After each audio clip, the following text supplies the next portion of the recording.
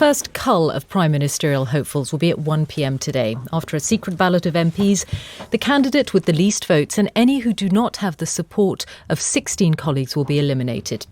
But in their pitches, the candidates have also tried to appeal to the wider membership of their party and the wider electorate. After all, they could be fighting a general election sooner than they would like. In his campaign launch, the Home Secretary Sajid Javid planted his flag on territory that was once assigned to Boris Johnson, the candidate to reach voters other Conservatives couldn't. Mr Javid pointed to his upbringing in a small flat above a shop in Bristol, his experience of racism, his lack of the old school tie.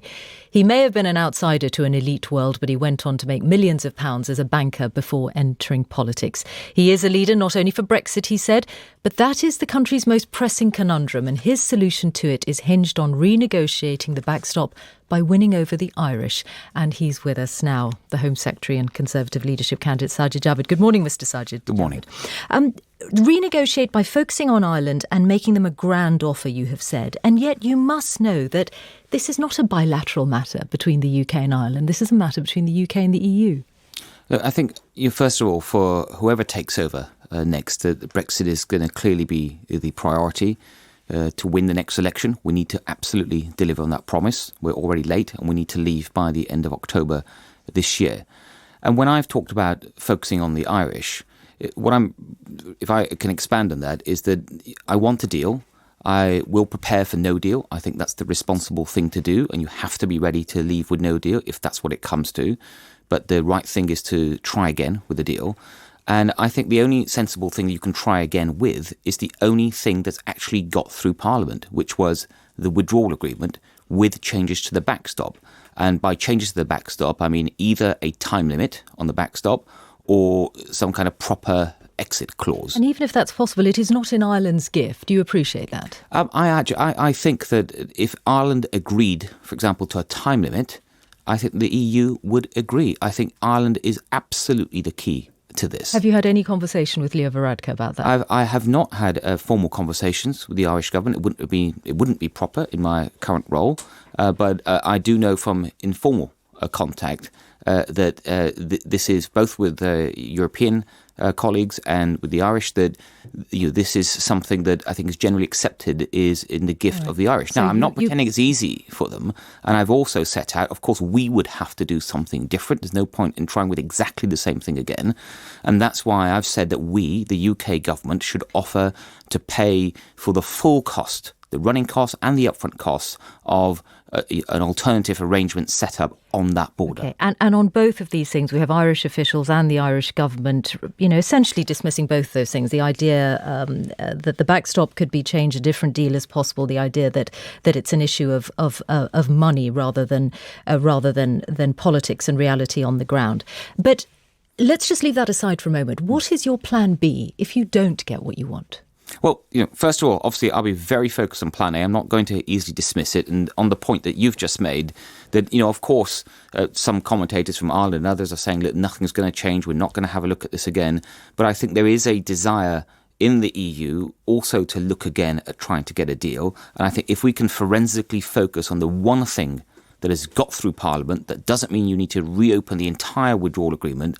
I think it has realistic chance of success. I understand you're focused on Plan A, but obviously a Plan B is important. It's always important in politics. So what is your Plan B if you don't get what you want? I've been very clear about that too. If there is no movement on this, or even if, let's say, let's be realistic, because there won't be any general election that I would seek before we have delivered Brexit, certainly. And that means we're dealing with this Parliament, this Speaker, and we can see how divided that is. So let's say if the plan cannot get through, then the next thing I think to try, and there's no guarantee it can happen, is some kind of managed sort of exit on WTO terms. And if that doesn't work, then we have to be prepared to leave with no deal at the end of October. And if it came to that, it's not a choice that I'd want to see, but if it came to the choice of having to pick between no deal and no Brexit, I would pick no deal. Do you think the UK would be prepared, as a country, would we be prepared for a no deal on October the 31st? I think we can be prepared much more than we are today. I think one of the fundamental mistakes that we have made in the last 3 years in approaching this negotiation is not preparing properly for no deal, or as much as we can. And by that, I don't mean so that we could absolutely leave by no deal, and that should be our objective.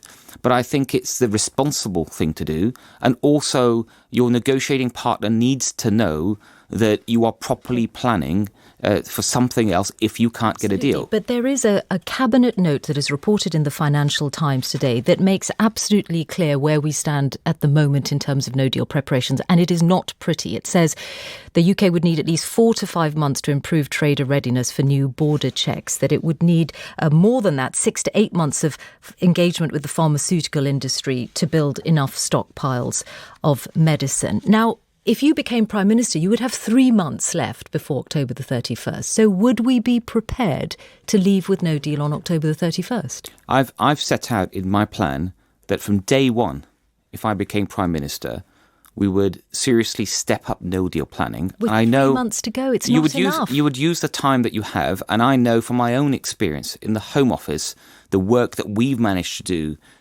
over the last year, the work that I know we can do over the next 3 months, whether that's on borders or security, and further progress can be made. So, for example, there are plenty of people telling me you won't get an agreement with any EU country on security, a bilateral no-deal agreement. They won't do it. They're too scared of the Commission.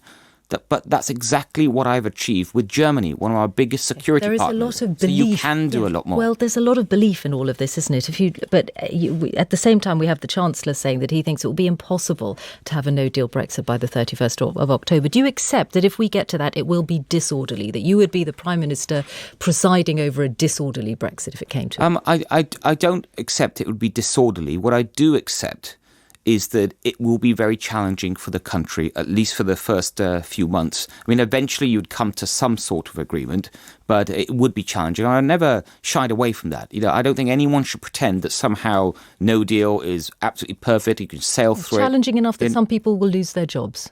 It depends what the government reaction is. And one of the things that we also haven't done as a government today is properly set out, or at least plan for ourselves, what would be the government's action in terms of economic policy, because that will make a big difference. So, for example, massive stimulus for the economy. You'd have to, yes, absolutely. You'd have to have a stimulus for the economy through tax changes, some supply side changes, possibly some subsidies temporarily in certain industries that will be most affected. And I think you'd get the support of the financial markets as well. So I'm not pretending it's going to be easy. Of course not. That's why my absolute priority is to deliver a deal. But we can prepare much more for no deal. It's the responsible thing to do. You present yourself as the change cabinet, no old school tie, in stark contrast to Boris Johnson, who you said was yesterday's news. Could you serve under him if he becomes Prime Minister? Yes, I would. I also said yesterday that we're lucky to have lots of talented candidates, and I would serve under any of them because if they wanted me, and that is because we would have gone through this exercise, the party would have picked the next leader, and I think it's our duty to unite behind him. Is he someone you trust? Of course, if I'd serve under him, I would trust him. Of course I would. Because He'd be the Prime Minister, the leader of the party. He seems to be saying very different things to different people. In fact, to a group of senior Brexiteers, the Times is reporting today that he says he'll leave open the option of suspending Parliament to force through a no-deal Brexit. Well, I would... Let's see what there's a long way to run, but you asked me would I serve under him. I would, and under any of my fellow candidates, because it's important to have that unity. But the reason, yesterday I talked about change, is that what's really important now is not just our message as Conservatives. And my message is clear that because of my background, my experience, my vision for the future, I want a country where I want people that feel that everyone, that if they have a go, they have every opportunity to succeed. But it's also the messenger. You need a messenger that can connect with the British people across the country broadly. And I believe I'm in a unique position to do that. Yeah. Your background was part of the reason that you tweeted as you did about Donald Trump after he retweeted Britain First, saying that the president had endorsed the views of a vile, hate-filled, racist organisation that hates me and people like me. He is wrong. Do you know yet why you weren't invited to the state banquet? Oh, I don't know. I've asked, but I haven't got I've just told that normally Home Secretaries aren't invited, so I don't know. Really? Yeah. Many, I mean, you were the only holder of a great officer of state who wasn't invited. There were several other cabinet ministers who were. Michael Gove, for example, Penny Mordaunt. How do you feel about not being invited? I don't like it. Yeah, I think for the reason that you've just said. And it is odd. My office did ask number 10 and they said no. So you'd have to ask someone from number 10 why they made that decision. Do you think it was because of your Muslim background? No, I'm not saying that at all. I really don't know. But you haven't got an answer yet? I haven't got an answer. Well, I've just been told what I've said, that normally it's not an invite doesn't always go to Home Secretary. Finally, just in your day job, obviously at the moment is as Home Secretary, there's a hearing tomorrow in relation to Julian Assange. Yes, and so first of all, I'm very pleased that the police were finally able to apprehend him, and now he's rightly behind bars because he broke UK law. There's an extradition request from the US that is before the courts tomorrow. But yesterday, I signed the extradition order and certified it, and that will be going in front of the courts tomorrow. You would like to see him extradited to the United States? Well, I should be careful. It's a decision ultimately for the courts, but there is a very important part of it for the Home Secretary, and I want to see justice done at all times, and we've got a legitimate extradition request, so I've signed it, but the final decision is now with the courts. Sajid Javid.